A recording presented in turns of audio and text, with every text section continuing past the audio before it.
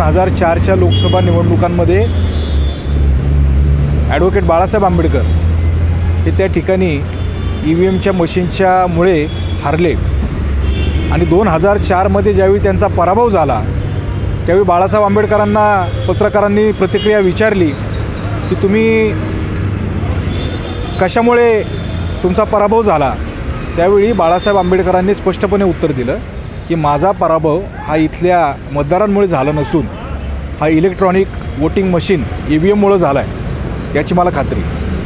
वंचित बहुजन आघाडीचे राष्ट्रीय नेते आदरणीय बाळासाहेब आंबेडकर यांचं एकच स्टेटमेंट हे संपूर्ण भारताचे डोळे उघडण्याकरता काफी, म्हणजे त्यांनी ज्या प्रकारे महत्त्वाचं आहे, ज्यांनी त्या प्रकारे सांगितलं की माझा जो पराभव आहे हा लोकांनी केलेला नाही आहे, माझा पराभव हा EVMने केलेला आहे। तर नक्कीच येणाऱ्या काळामध्ये 31 तारखेला भीमा कोरेगावच्या निमित्त आदरणीय युवा नेतृत्व सुजातदादा आंबेडकर यांच्या रॅलीचं आयोजन केलेलं आहे। त्याच्यानंतर मी पुणे शहराच्या वतीनं या ठिकाणी मी आवाहन करू इच्छितो की सर्व संघटना ज्या असतील की ज्या परिवर्तनावरती विश्वास ठेवतात, वंचित बहुजनतर्फे आघाडीतर्फे आम्ही येणाऱ्या काळामध्ये EVM प्रेत यात्रा नक्कीच पुणे शहरामध्ये काढू आणि ते खूप मोठ्या प्रमाणामध्ये काढू।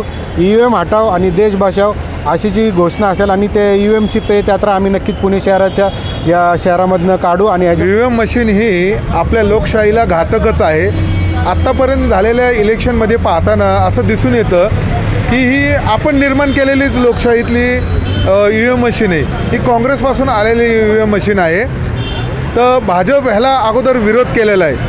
ही मशीन बाहेर देशामध्ये जिथं बनते त्या देशांनी सुद्धा ह्याला नाकारलेलं आहे। Everyone, please follow, like, share, comment and subscribe the Samyak Kranti channel. Thank you. सम्यक न्यूज, सम्यक क्रांती या सर्वांचं मी या ठिकाणी अभिनंदन आणि आभार व्यक्त करतो की अत्यंत ज्वलनशील असा विषय पत्रकारिता कशाला म्हणतात आणि पत्रकारिता खरंच यांच्यामध्ये जागृत आहे आणि त्याच्यामुळे यांनी हा विषय या न्यूज चॅनलनी घेतला, त्याच्याबद्दल मी त्यांचं अभिनंदन आहे। काय सांगाल EVMबद्दल आपलं काय मत आहे आणि आपली काय प्रतिक्रिया आहे? इलेक्ट्रॉनिक वोटिंग मशीन ही देशाला, इथल्या लोकशाहीला, इथल्या भारतीय संविधानाला अत्यंत घातक अशी आहे असं आमचं ठाम मत आहे।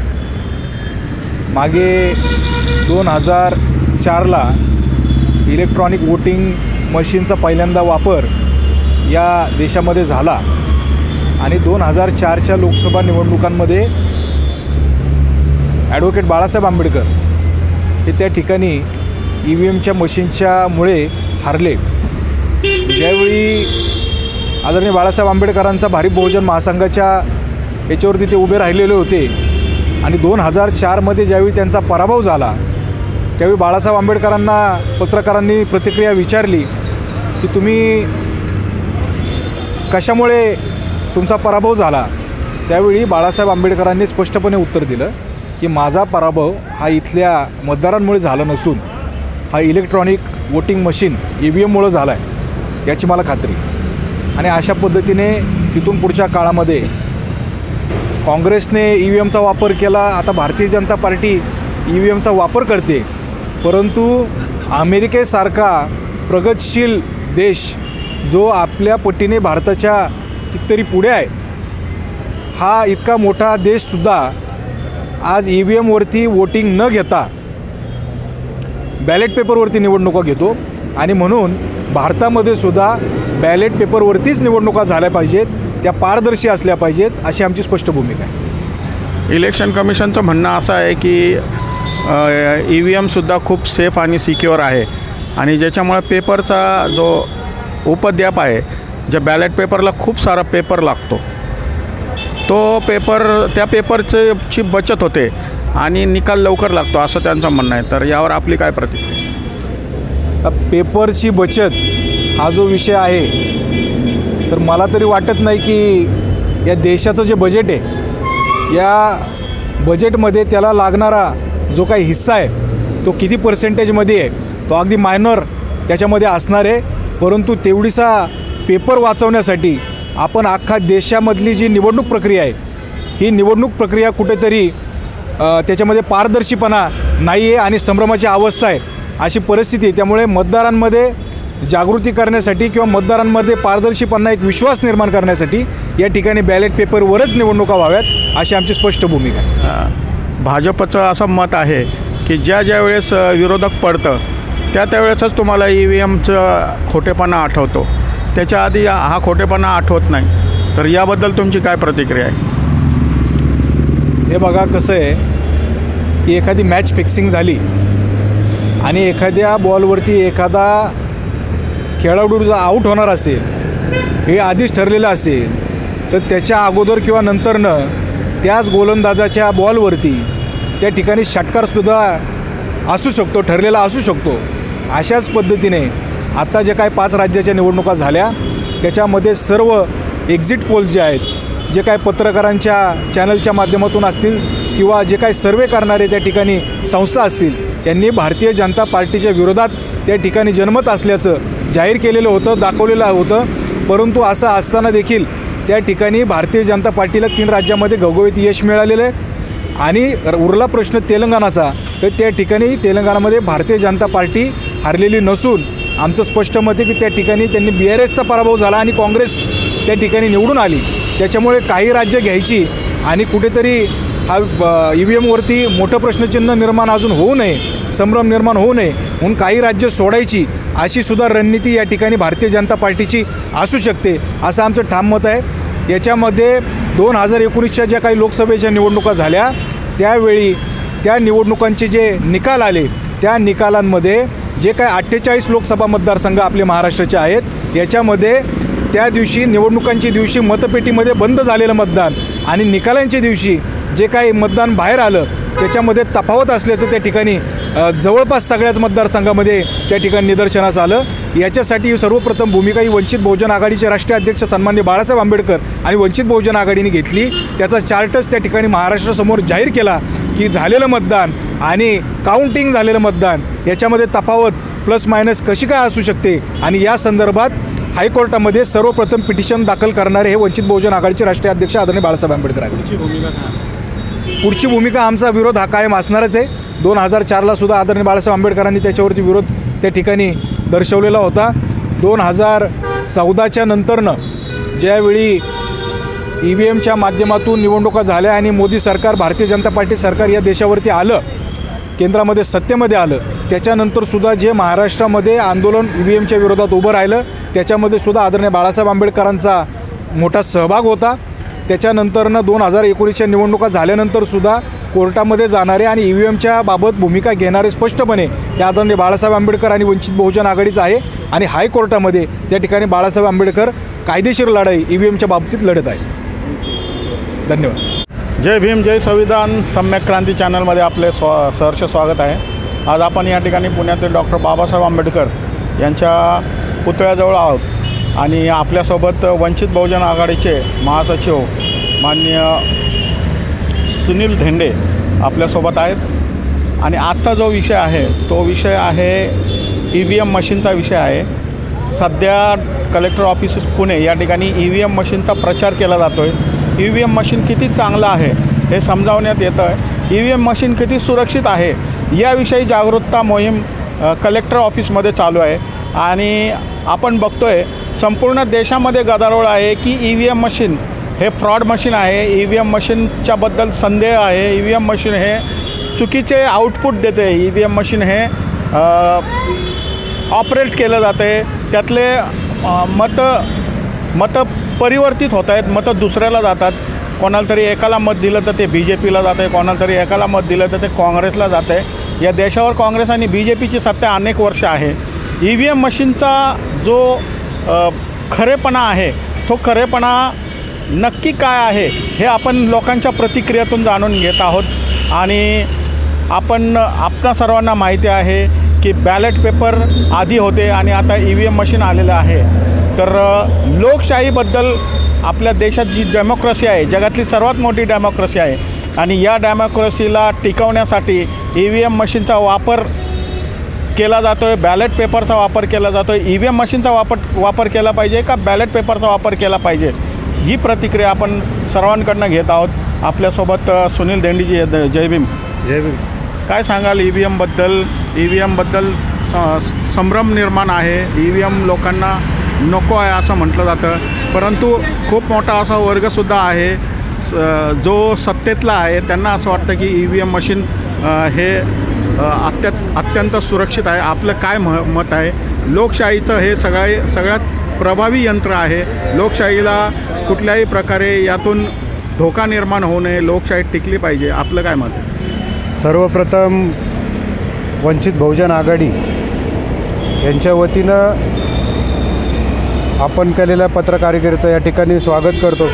कारण व्यवस्था परिवर्तनाचं म्हणजे या देशामध्ये जी व्यवस्था विषमतावादी जी व्यवस्था आपलं पालेमुळे रुजू पाहतात त्याच्यामधला जो उकडून फेकण्याचं जे काम खऱ्या अर्थाने जे पत्रकारितेचं असतं ते निलेशजी चव्हाण आपण करतात सम्यक क्रांतीच्या माध्यमातून. सर्वप्रथम आपलं या ठिकाणी स्वागत. आणि अतिशय माणसाच्या ज्या मूलभूत गरजा भागवण्यासाठी जी संसदीय लोकशाही या भारतामध्ये राबवली जाते, संपूर्ण राज्यांमध्ये राबवली जाते, त्या राज्यांमध्ये राबवत असताना खऱ्या अर्थानं लोकांचा प्रतिनिधी त्या ठिकाणी गेला पाहिजे अशी भावना जी लोक देऊन मतदान करतात त्या मतदानाशी कुठंतरी खेळखंडोबा करून आपल्या मतदानाशी खेळखंडोबा करून ज्या प्रकारे इथलं प्रस्थापित सरकार हे ई व्ही एमच्या माध्यमातून सरकार थोपवू इच्छितो त्याला कुठंतरी छेद देण्याचं काम आज आपण न्यूज क्रांतीतर्फे करत आहात, सम्यक न्यूज क्रांतीतर्फे करत आहात.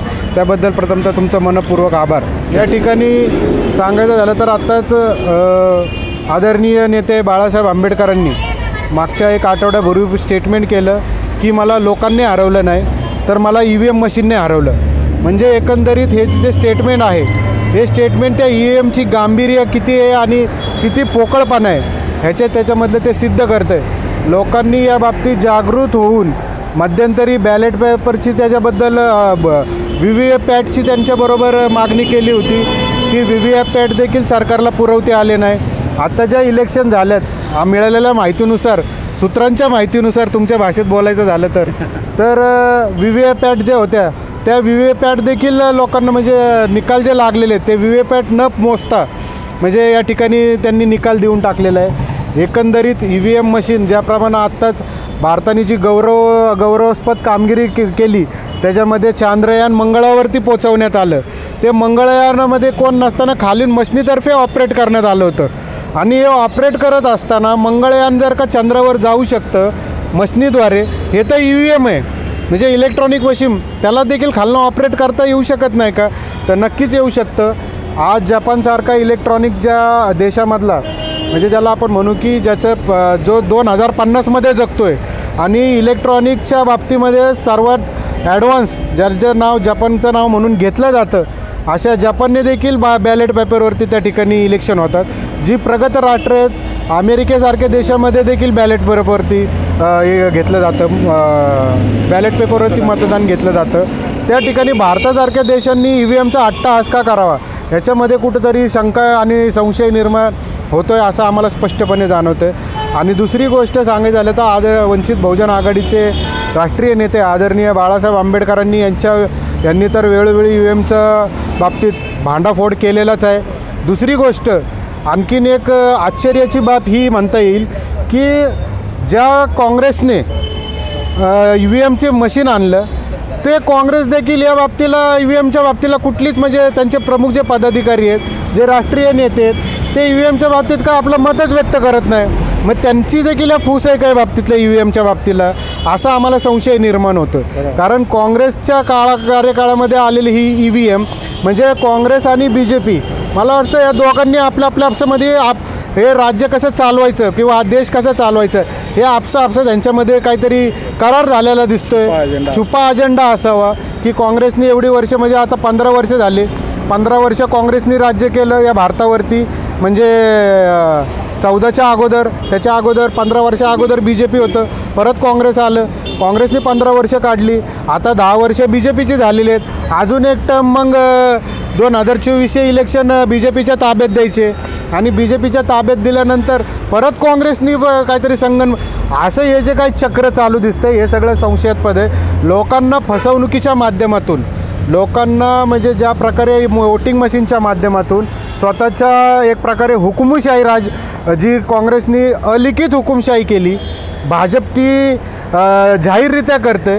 अशा प्रकारे हे दोन जे मिलीजुली बघत म्हणजे शक्तिमान ज्या एक पूर्वी जो आम्ही लहान असताना टी व्हीवरती जो शक्तिमान एपिसोड लागायचा त्याच्यामध्ये गंगाधरी शक्तिमान आणि शक्तिमाननी गंगाधरी म्हणजे एक माणूस 2 रोल करायचा, त्या रोलची प्रतिचिती या ठिकाणी येते. म्हणजे काँग्रेसच EVMला चालवते आणि BJPचं EVMला चालवतं. म्हणजे एकंदरीत हे जे प्रस्थापित जे मंडळी आहेत ज्यांनी आत्तापर्यंत या भारताचं वाटोळं करून सोडलेले, या लोकशाहीचं वाटोळं केलेले, संविधान बदलण्याच्या गोष्टी ज्या ज्या वेळेस घडलेल्या आहेत भारत देशामध्ये त्या वेळेस ह्या सगळ्यांनी चुप्पी साधलेली आहे. ह्यांच्याविरुद्ध बोलणाऱ्या राष्ट्रीय लेवलला आज जर का दडपशाहीच्या माध्यमातून असेल, आदरणीय नेते बाळासाहेब आंबेडकर या RSSला खुले आवाहन करतात की ज्यांना या भारताचं संविधान मान्य नाही आहे, मग या संविधानाला कशा प्रकारे बदनाम करून एक प्रकारे लोकशाही बदनाम जर का झाली तर अल्टिमेटली म्हणजे एकाच ठिकाणी ज्याप्रमाणे अमेरिकेसारखं राष्ट्राध्यक्षाचं जर काय पद आहे त्याच्या पदामध्येच या देशामध्ये लागू करायचा असा संशय या ठिकाणी निर्माण होण्याचे प्रश्नचिन्ह निर्माण होतं. त्यानंतर इथला जो गरीब कार्यकर्ता आहे, जो समाजाचे खऱ्या अर्थानं तळागाळामध्ये जाऊन काम करतो, तळागाळामध्ये जाऊन आपले मत व्यक्त करत असतो, पक्ष पोचवण्याचं काम करत असतो, आपली प्रतिमा उज्ज्वल करण्याचं काम करत असतो, असे जे कार्यकर्ते असतील ज्यांना नगरसेवकाचे इलेक्शन लढवायच्यात, आमदारकीच्या इलेक्शन लढवायच्यात, खासदारकीच्या इलेक्शन लढवायच्यात, मग अशा कार्यकर्त्यांना जर का EVM जर का मॅच फिक्स करणार असेल, EVMच्या माध्यमातून जर का तुम्ही डायरेक्ट रिझल्ट देणार असाल तर मग ह्या इलेक्शन घेण्याची गरज काय?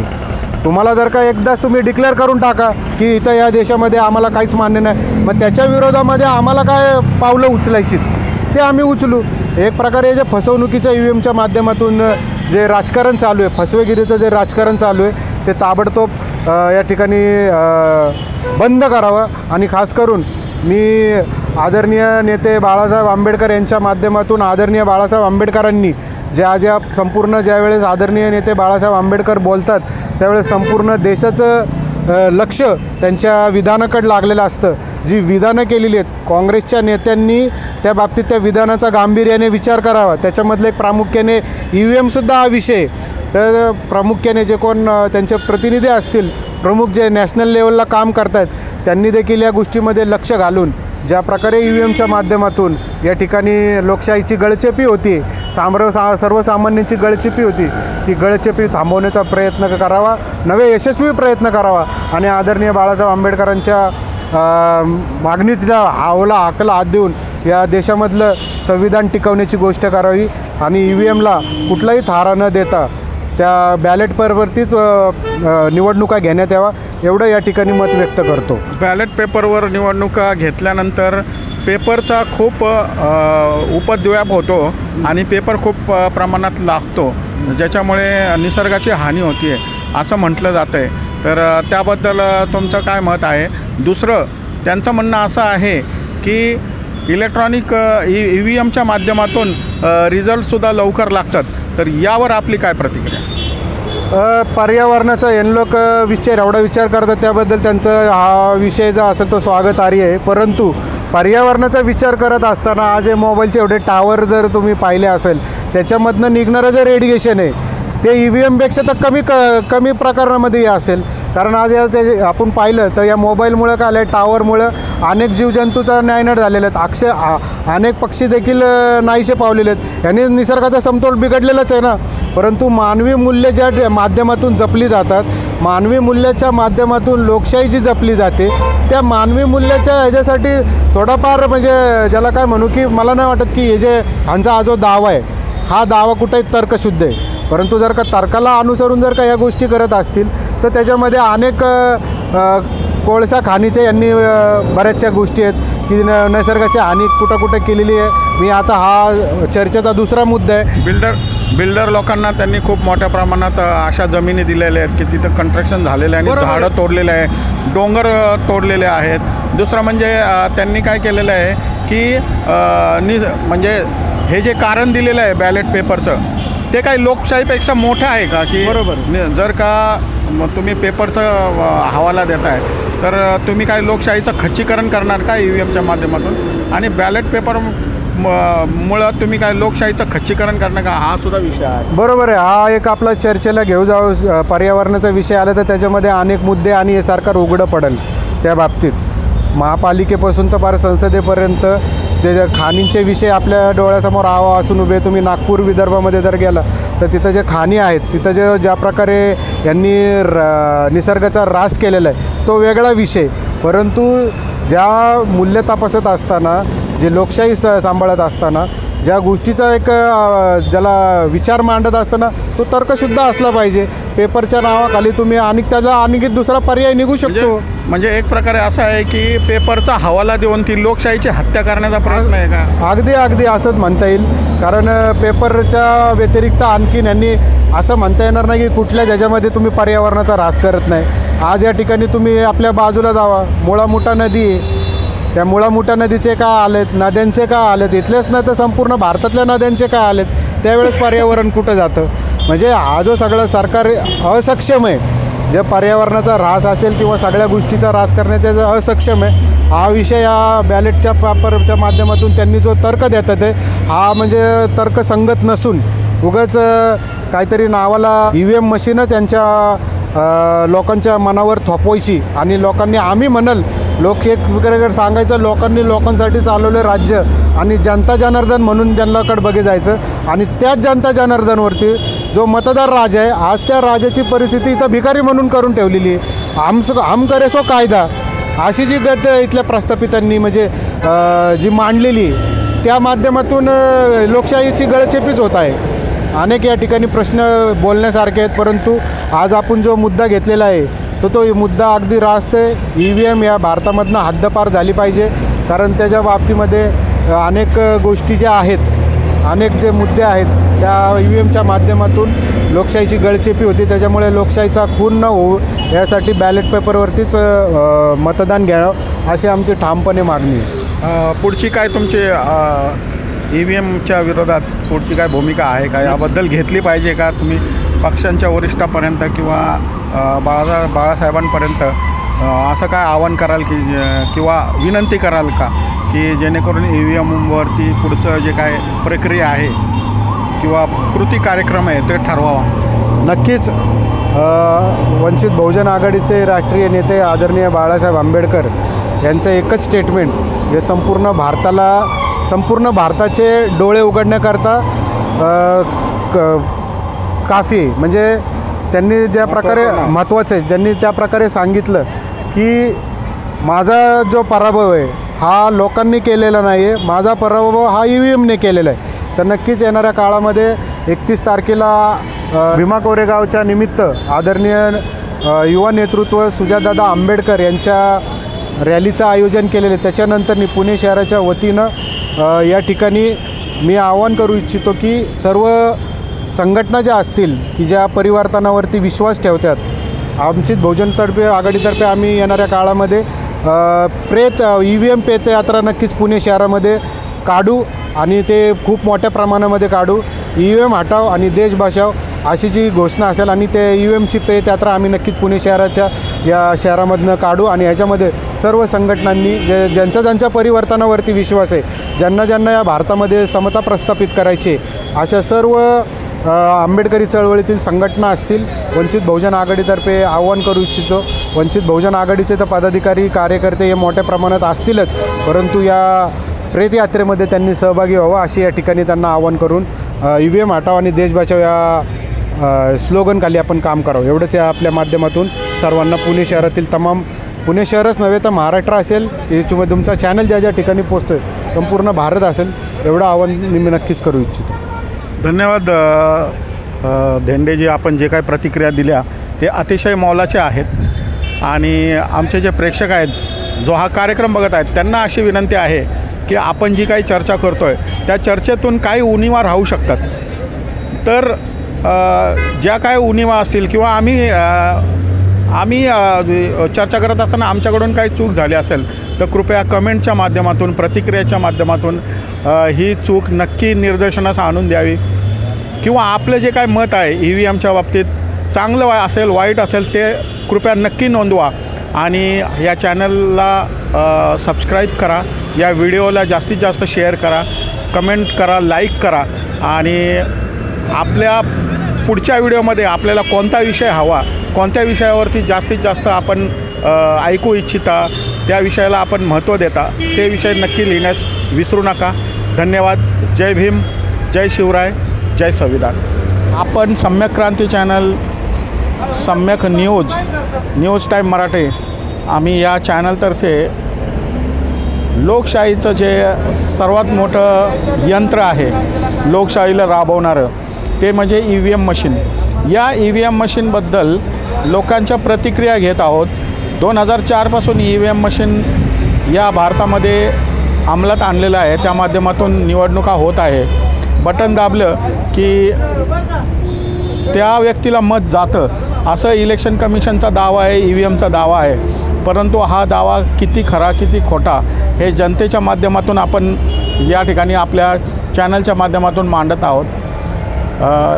जनता ही जनार्दन आहे. जनता ठरवते की लोकशाहीमध्ये कोणाला मत द्यायचं, कोणाला मत द्यायचं नाही. परंतु या लोकशाहीला EVM जर का हवी होत असेल, EVMचा जर का गैरवापर होत असेल आणि EVM मशीन एक चुकीचे उमेदवार किंवा चुकीचे प्रतिनिधी आपल्याला जर देत असेल, तर या देशात जी लोकशाही आहे ती लोकशाही कशी टिकणार हा एक मोठा प्रश्न आहे. आपल्यासोबत एक जागरूक युवक आहेत, उमेद कांबळे, त्यांच्या या ठिकाणी प्रतिक्रिया आपण घेऊया. जय भीम. जय भीम सर. काय सांगाल तुम्ही या EVMच्या बद्दल आणि या EVMच्या माध्यमातून लोकशाही घडत आहे, हा इतका महत्त्वाचा ही मशीन आहे, तर याबद्दल आपली काय प्रतिक्रिया आहे? EVM मशीन ही आपल्या लोकशाहीला घातकच आहे. आत्तापर्यंत झालेल्या इलेक्शनमध्ये पाहताना असं दिसून येतं की ही आपण निर्माण केलेलीच लोकशाहीतली EVM मशीन आहे. ही काँग्रेसपासून आलेली EVM मशीन आहे. तर भाजप ह्याला अगोदर विरोध केलेला आहे. ही मशीन बाहेर देशामध्ये जिथं बनते त्या देशांनीसुद्धा ह्याला नाकारलेलं आहे. त्यांनासुद्धा ह्या EVM मशीन हे परफेक्ट आहे म्हणून मान्य करत नाही. सुप्रीम कोर्टाचा, आपल्या भारत देशातल्या सुप्रीम कोर्टाचा सुद्धा निर्णय आहे.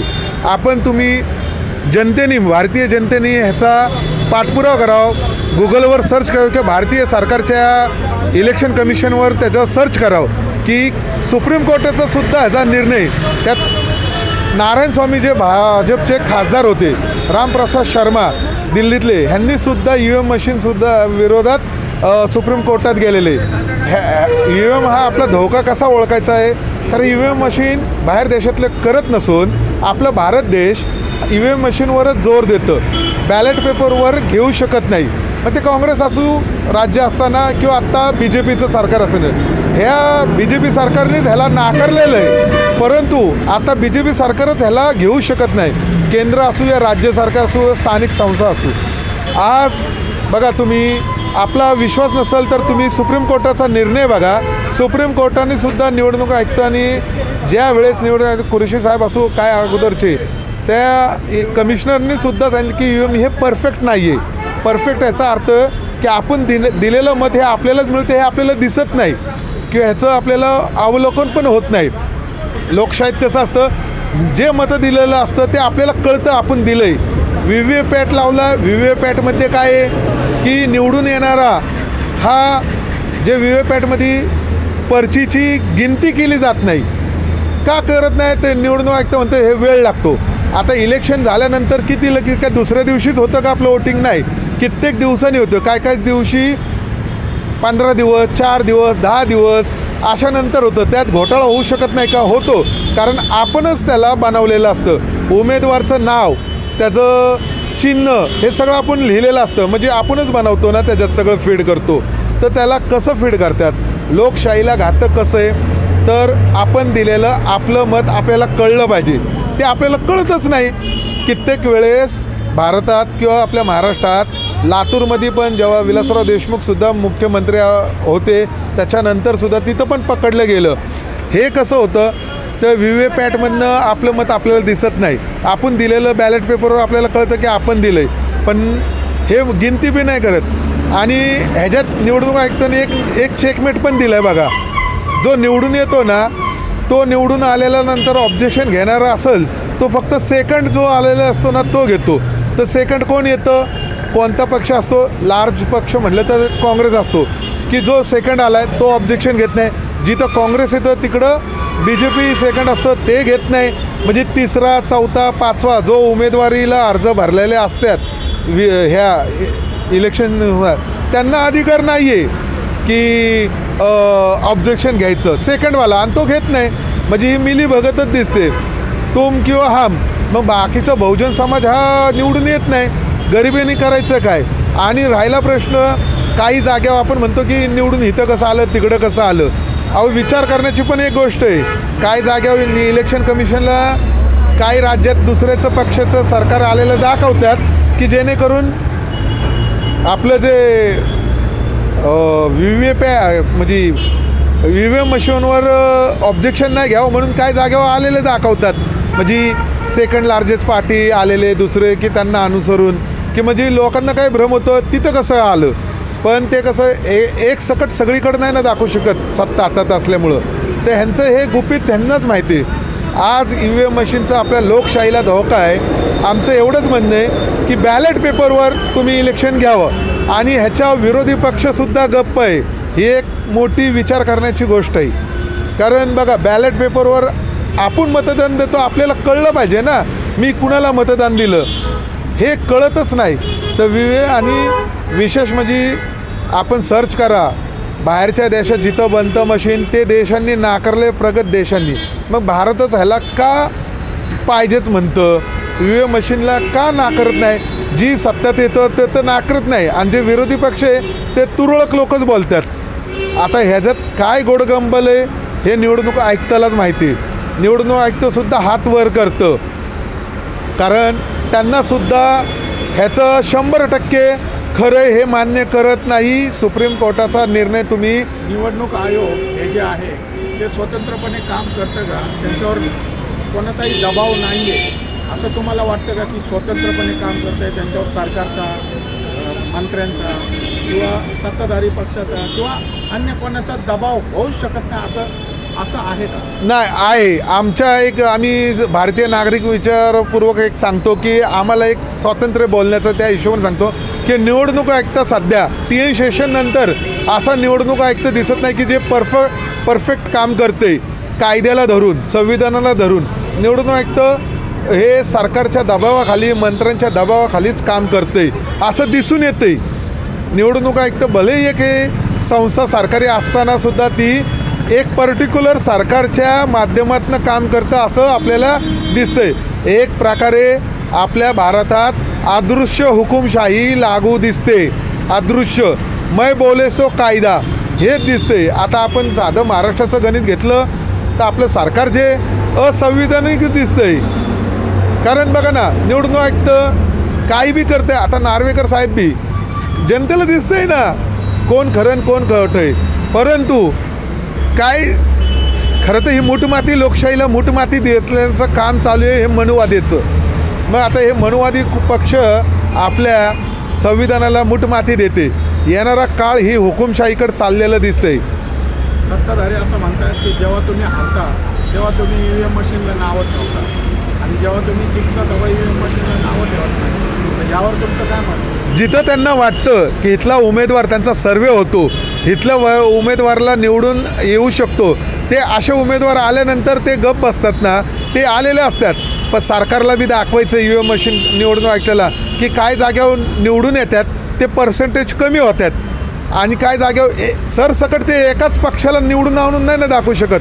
त्याच्यामुळं भारतात बंड होऊ शकतो EVMसाठी. त्यामुळं काही राज्यात काही जाग्यावर पोटनिवडणुकीत निवडून आलेलं दाखवतात. हे एक मोठं षडयंत्रच दिसतंय की लोकांनी ह्याच्यावर भ्रम निराश करतात की EVM बरोबर आहे. बॅलेट पेपरचा वापर नको सांगतात ते लोक कारण बॅलेट पेपरमुळे खूप पेपर वाया जातो आणि तो पेपर वाया जात असल्यामुळं ते लोक सांगतात की बॅलेट पेपरऐवजी EVM मशीन. तर बॅलेट पेपरचीच मागणी तुम्ही का करता? सर आपण बोलल्याप्रमाणे बरोबर आहे. बॅलेट पेपरवर एवढं जातं. EVM मशीनला सुद्धा खर्च आहे. तो लाखो करोडोत होतो. बॅलेट पेपरचं तुम्ही म्हणता तर ह्यांनो काही इमिजिएटली तर मोजणी नाही करत, कारण हे सगळं हॅकरचा प्रकार आहे. बाहेर देशातनं सुद्धा हॅकरने सांगितलं आहे, त्यांचं काय झालं हे आपण बघितलेलं आहे. तर हॅकरचं म्हणणं आहे की साध्या गोष्टीत आपला हॅकरपणा चाललेला आहे. आपला पैसा इथून तिथून ट्रान्सफर. आज जग हे सगळं यांत्रिकी आहे आणि बॅलेट पेपरवर पैसा जातो तर जाऊ दे की, भारतीय पैसा जातो EVMवर एवढा खर्च होतो, एवढं करप्टेड आहे. लोकांनी एवढं तुम्ही माफ करता, शेतकऱ्याचं कर्ज माफ करण्यापेक्षा तुम्ही पळून गेलेले जे भारतीय पैसा आपला जातोय तो त्यांचा जातो, त्यांना तुम्ही माफ करता करोडो रुपये. आत्ताच सरकार माफ केलं, किती लोक पळून गेले. हे सगळे नॉन महाराष्ट्रीयन आहे किंवा उत्तर भारतीय किंवा गुजराती म्हणा, काही म्हणा, हे सगळा पैसा हा जो आहे व्यापाराचा तो आपल्या खिशातनं गेला. कारण आपण आज बँकेत जातो, आपल्याला पैसे ठेवायला बी पैसे जातात, काढायला बी जातात, 5च्या वर जातं. म्हणजे हा पैसा कुणाचा जातो? जनतेचा जातो. सरकारी पैसा हा सरकार काय करतं, हे जे पळून गेलेले उद्योगपती ह्यांचा जो पैसा असा कवर करतात आपल्या माध्यमातून. टॅक्स तर आपण पण भरतोय प्रत्येक गोष्टीत. आज 10 रुपयाचं खाल्लं तरी त्याचा 12 ने 80 पैसे आपलं टॅक्स रुपयात जाते. केलं पाहिजे फार. आता तुम्ही बघितलं, आम्ही इतक्या लोकांना आवाहन केलं येण्याचं, परंतु 3च जे जागरूक मतदार म्हणा किंवा कार्यकर्ते म्हणा किंवा ॲक्टिव्हिस्ट म्हणा ते आलेले आहेत. तुम्ही काय आवाहन कराल की जनतेला एवढंच आव्हान आहे की येणाऱ्या तुम्ही आपलं जागरूक राहणार नाही. आजकाल पुढारी पण संघटना पक्ष हे सगळे असतं, राजकारण आपल्या जागेवर ठेवलं, पण हे सर्वांनी असंच केलं तर पुढील भवितव्य तरुणांचं धोक्यात आहे. येणारा काळ हा आपला असंविधानिक म्हणजे संविधानाला धोका, हुकुमशाहीकडे आपण चाललो आहे एवढंच प्रत्येक नागरिकांनी हे पाहिलं पाहिजे. कारण आपण आपल्या पोटापुरतं बघतोय, पण येणाऱ्या पिढीला आपण काहीच देणार नाही, हे भविष्य आपल्याला इथंच दिसतंय. मित्रांनो, हा कांबळे जी आहेत, काय नाव म्हणाले? उमेद कांबळे, पुणे कॅम्प. उमेद कांबळे जे कॅम्पमध्ये राहतात, त्यांनी अतिशय चांगल्या प्रकारे या ठिकाणी त्यांची प्रतिक्रिया व्यक्त केलेली आहे. आपण बघतोय की लोक जागृत खूप कमी लोक जागृत आहेत. आपलं सगळ्यांना माहीत आहे, आपण बघत असाल की जे भारतामध्ये जे काय गार्डन आहेत, जे काय उद्यानं आहेत, त्या उद्यानामध्ये सगळीकडे हास्य क्लब किंवा BJP RSSचे कार्यक्रम सकाळी चाललेले असतात. जेव्हा आपण 10-11 वाजता उठतो, आपण फार जागृत नाही आहे, आपली लोकं जागृत नाही आहे. आपण 10-11-12 वाजता उठतो. त्याच्या आधी सकाळी 6 वाजता संघाची लोकं, RSSची लोकं किंवा BJPची लोकं भारतातल्या सगळ्या गार्डनमध्ये जाऊन त्यांचा जो अजेंडा आहे, हिंदुत्वाचा अजेंडा असेल किंवा निवडणुकीचा अजेंडा असेल किंवा लोकशाहीला मनुवादीमध्ये परिवर्तित करण्याचा अजेंडा असेल किंवा संविधान हटवण्याचा अजेंडा असेल, तो सकाळी 5 वाजता राबवतात. आणि आपली लोकं इतके झोपेत आहेत की ते दुपारी 12 वाजता उठतात.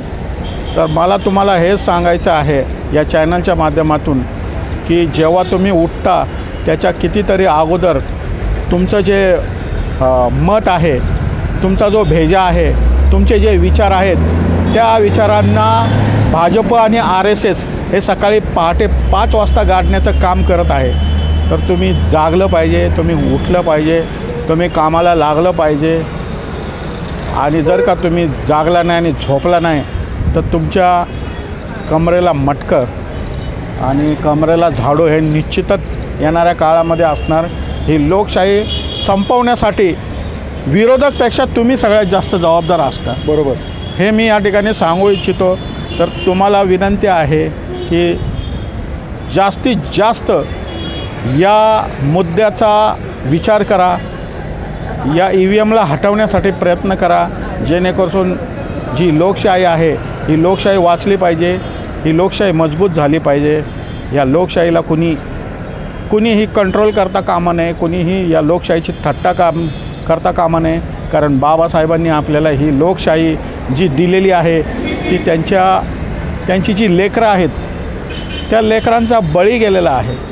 तुम्हाला मतदानाचा हक्क मिळवून देण्यासाठी, तुम्हाला आरक्षण मिळवून देण्यासाठी, तुम्हाला तुम्हाला सत्यता आणण्यासाठी बाबासाहेबांची कित्येक लेकरं बळी गेलेले आहेत आणि बाबासाहेबांनासुद्धा खूप खस्ता खावा लागलेला आहे. तर मी तुम्हाला आमच्या या चॅनलच्या माध्यमातून विनंती करतो की आपण या युवकांसारखं काय नाव म्हणा उमेदसारखं तुम्हीसुद्धा जागृत झालं पाहिजे. उमेदनीची उमेद आपल्यामध्ये जागवलेली आहे. त्या उमेदीचा आपण विचार केला पाहिजे. या उमेदावर आपण जगलं पाहिजे अशी विनंती करून या ठिकाणी थांबतो. जय भीम. हा व्हिडिओ जास्तीत जास्त शेअर करा, लाईक करा आणि आमचं काही चुकलं असेल तर कृपया कमेंटच्या माध्यमातून नक्की कळवा, जेणेकरून आमच्या चुका आम्ही पुढच्या व्हिडिओमध्ये, पुढच्या बातमीमध्ये, पुढच्या कार्यक्रमामध्ये आम्ही आमच्या या चुका दुरुस्त करू. आणि चॅनलला लाईक करा, व्हिडिओ शेअर करा. धन्यवाद. जय भीम, जय संविधान. जय भीम, जय संविधान, जय भारत.